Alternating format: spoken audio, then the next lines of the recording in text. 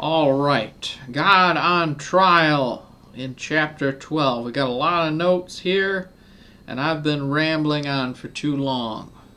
So let's try to get to some actual notes from an actual professional Bible speaker, not me.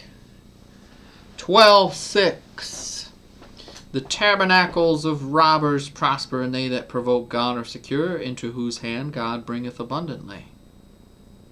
So he's saying a truth about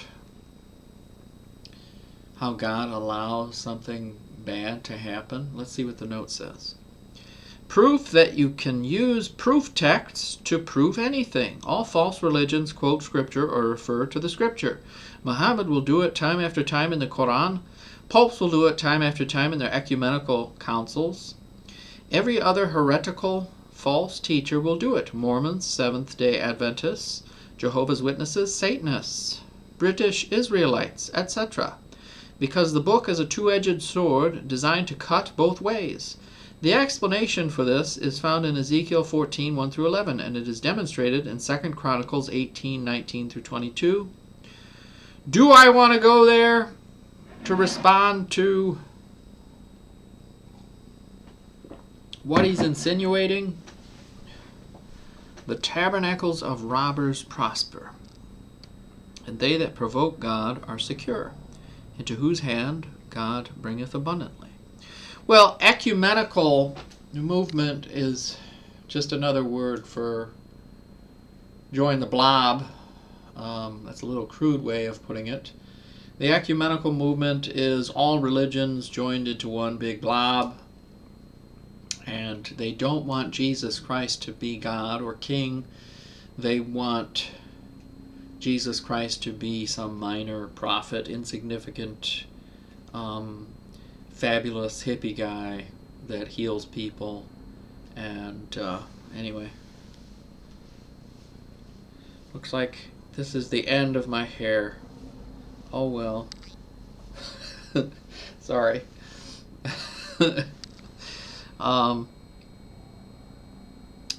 But to go to those different verses, I don't feel like it right now, but how are you using this verse out of context? You know, that kind of thing. That's what Dr. Ruckman is saying, to promote an agenda. We don't want to do that. This is a response to Zophar, and I feel like what the meaning is to be more on point to what he's saying. Directly, it would be how counterfeit institutions prosper, and a lot of evil is allowed to continue, like big institutions like the Catholic Church, or what I was watching this morning about the British Archbishop of Canterbury, a woman archbishop, and I watched it and I was like, boy, they look like the monsters from Resident Evil 4. All these big bishops and clerics and stuff. So really, the institution that was originally a Christian institution thing, they get all these fancy robes, and I think even Jesus complains about fancy robes, and now they've become the very thing that they were fighting against. They've been taken over by the guys in robes. And Osmond Sadler, I think that was his name. So in reality, the villain from Resident Evil 4 became the leader. And just imagine if what is happening in Resident Evil 4, if that actually played out, it makes sense with end times perspective. Everybody is joining the big blob, and they're becoming a bunch of zombies. And when the tribulation period comes, they're going to try to cut my head off, which is exactly what they do in Resident Evil 4. It's almost like the game was a prophecy. But anyway, more on task with what we're saying. the fancy robes. It looks like you're a holy person or something, but you start to listen to what's coming out of their mouths, and it's Satanism. It's evil. They're evil. And continuing with the verse, God allows that to continue. Why does he allow that to continue, right? Because this is how it has to end. You know, as it was in the days of Noah, so shall it be at the coming of the Son of Man. He's coming. Leon is coming, and he's going to take him down. No, it's going to be much worse than what Leon did, okay? It's going to be like... I can't even...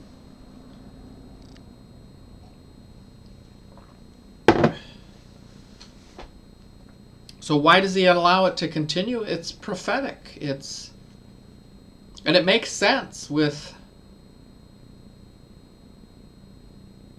the stages of Israel, watching Israel fall into corruption. In Kings and Chronicles, you had David and Solomon, golden age, and then the corruption, the evil, the leaven creeps in and begins to destroy an otherwise prosperous civilization, and it just starts to fall apart. And every age ends in apostasy. Every dispensation ends in apostasy, and that's where we're headed in this country. Archbishop of Canterbury. It's a Resident Evil 4 villain.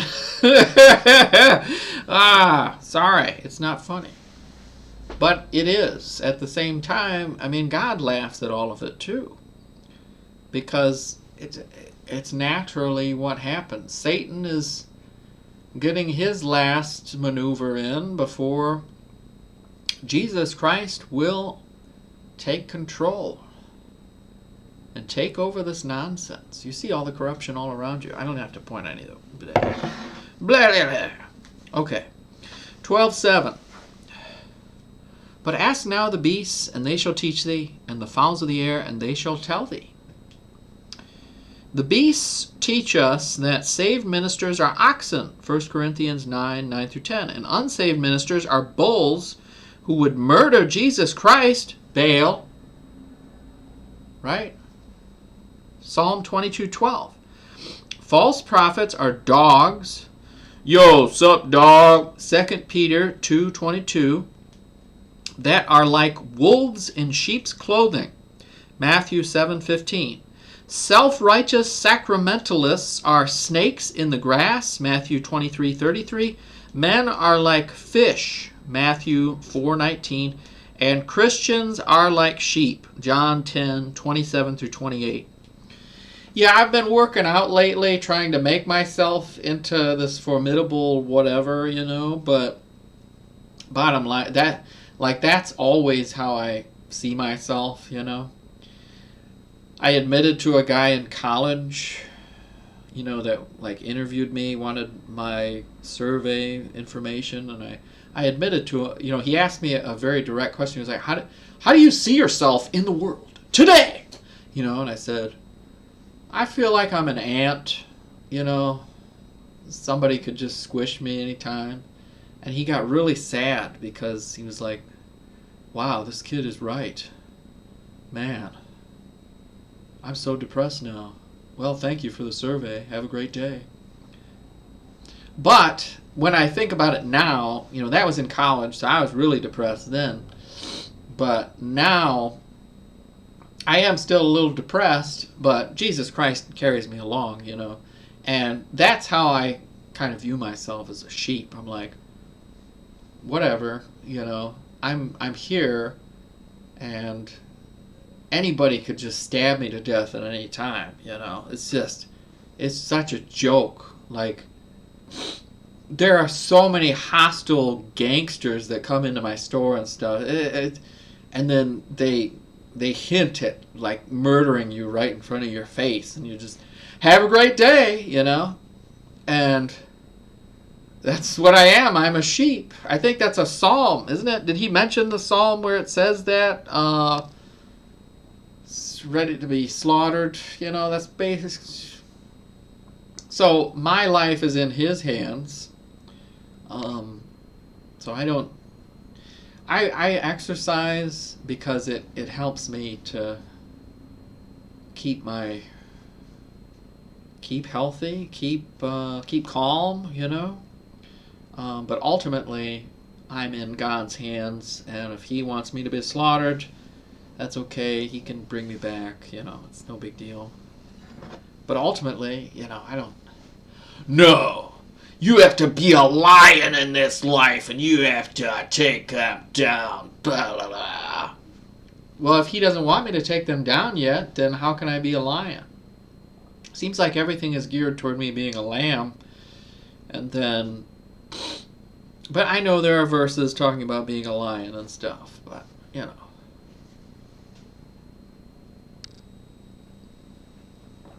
All right, we'll have to do one more.